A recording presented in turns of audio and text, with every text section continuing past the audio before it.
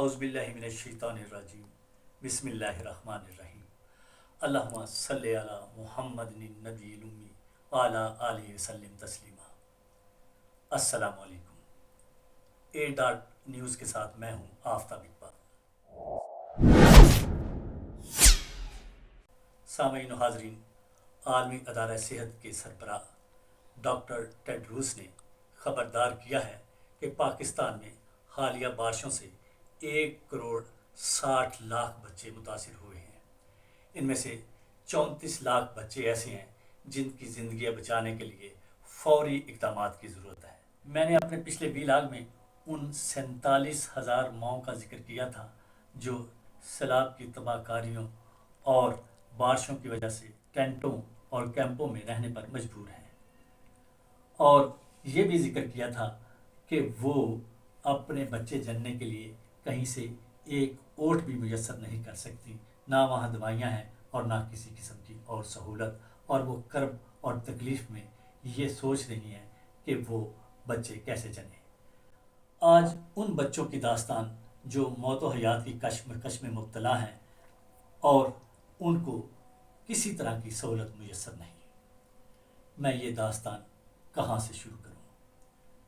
اس 6 سالہ آصفہ سے یا 3 سالہ وکیلہ سے جو جیکب آباد اور جام شروع میں ایک نوالے اور درد کی عام سی گولی کے انتظار میں درد، کرب اور تکلیف میں تڑپ تڑپ کر مر گئیں۔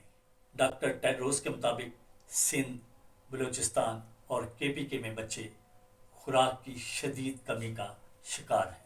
پچھلے چند دنوں میں درجنوں بچے بیماریوں کی دوا نہ ملنے کی وجہ سے موت کو گلے لگا چکے ہیں۔ یہ بچے کھلے آسمان تلے کیمپوں میں زندگی گزارنے پر مجبور ہیں۔ ان لاکھوں بچوں کو نہ بہتر خوراک میسر ہے اور نہ عام بیماریوں کی دوا۔ گیسٹرو، ہیضہ، ملیریا، ڈینگی بخار اور بہت سی جلدی بیماریاں ان پر حملہ آور ہیں۔ اطلاعات کے مطابق ڈاکٹروں کی تجویز کردہ ادویات نہ کیمپوں میں دستیاب ہیں، نہ ہسپتالوں میں اور نہ میڈیکل سٹوروں پر۔ سندھ میں یہ صورتحال سنگین ترین ہے اور حالات خوفناک کہ اپنوں کی لاشیں لے جانے کے لیے بھی ان کے پاس ایمبولینس تک دستیاب نہیں، اور یہ سیلاب متاثرین اپنے پیاروں کی لاشیں کندھوں پر لاد کر لے جانے پر مجبور ہیں۔ لوگ اپنے اور اپنے بچوں کی موت کو سامنے دیکھ رہے ہیں، لیکن بے بس اور لاچار ہیں۔ دوسری طرف ان متاثرین نے سندھ بھر میں اور خصوصاً جامشورو، خیرپور، جیکب آباد، گوٹکی، کوٹ DG اور بہت سی جگہوں پر راشن نہ ملنے پر شدید احتجاج جاری ہے اور روڈ بند کر دیے گئے۔ میرپور خاص، عمرکوٹ، سانگڑ اور بہت سے دوسرے علاقوں میں سیلاب کا پانی ابھی تک کھڑا ہے اور مہینہ گزرنے کے باوجود اس کی نکاسی کا کوئی بندوبست نہیں کیا گیا، جس کی وجہ سے ملیریا، ڈینگی اور جلدی بیماریاں تیزی کے ساتھ خطرناک حد تک پھیل رہی ہیں۔ متاثرین احتجاج کر رہے ہیں کہ اسسٹنٹ کمشنر سیاسی بنگلوں سے من پسند لوگوں کے لیے حکم آنے پر راشن صرف انہیں دے رہے ہیں جنہیں وہ پسند کرتے ہیں، لیکن مجھے صرف ان 34 لاکھ بچوں کی بات کرنی ہے جو موت کی طرف تیزی کے ساتھ بڑھ رہے ہیں۔ ہم پاکستانی کچھ عرصے کے لیے جوش و جذبے سے کام لیتے ہیں اور پھر اپنی اپنی دنیا میں مگن ہو کر سب بھول جاتے ہیں۔ بڑے سے بڑا حادثہ، بڑے سے بڑا المیہ چند دنوں میں ہماری یادوں سے محو ہو جاتا ہے۔ ہم دنیا بھر سے تو امداد کے منتظر ہیں، لیکن خود ہاتھوں پر ہاتھ دھرے منتظر۔ ان 34 لاکھ بچوں سے ہم کسی ایک بچے کے لیے وہ تکلیف، وہ درد، وہ تڑپ محسوس نہیں کر سکتے جو ہم اپنے بچوں کی معمولی سے معمولی تکلیف پر بھی محسوس کرتے ہیں۔ اپنے بچوں پر نظر ڈالیے اور پھر ان 34 لاکھ بچوں کے بارے میں چند لمحوں کے لیے سوچیے، جن کے بارے میں عالمی ادارہ صحت ہم کو آگاہ کر رہا ہے کہ اگر ان کو فوری خوراک اور ادویات نہ دی گئیں تو اللہ نہ کرے کئی ماؤں کی گودیں اجڑنے کا ڈر ہے۔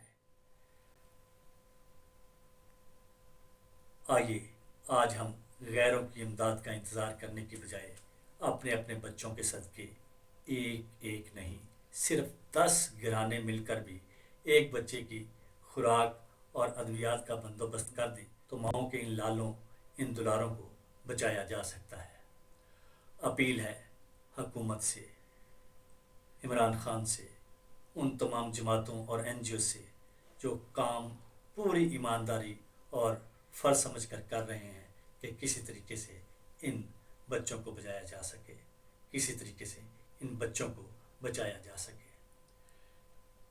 کوئی ایسا طریقہ کار میکانزم ضرور بنائے اور ہنگامی بنیادوں پر بنائیں کہ پتہ چلے کہ کون سی ادویات اور کس قسم کی خوراک مہیا کر دی جائے تو میرے وطن، میری دھرتی، میرے وطن کی یہ قیمتی اور معصوم جانیں اور مستقبل بچایا جا سکے۔ مجھے یقین ہے میرے ملک کے لوگ بیرونی امداد اور حکومتی اقدامات کا انتظار کرنے کی بجائے ان بچوں کی خاطر خود آگے بڑھیں گے، کیونکہ ہم یہ کر سکتے ہیں، ہمیں یہ کرنا چاہیے، ہمیں یہ کرنا ہوگا، کیونکہ دوسروں پر انحصار کرنے والی قومیں کبھی عزت نہیں پاتی، اور پھر یہ بچے تو ہمارے ہیں نا۔ ایڈار نیوز کے ساتھ آفتاب اقبال کو اجازت دیجیے۔ اللہ نے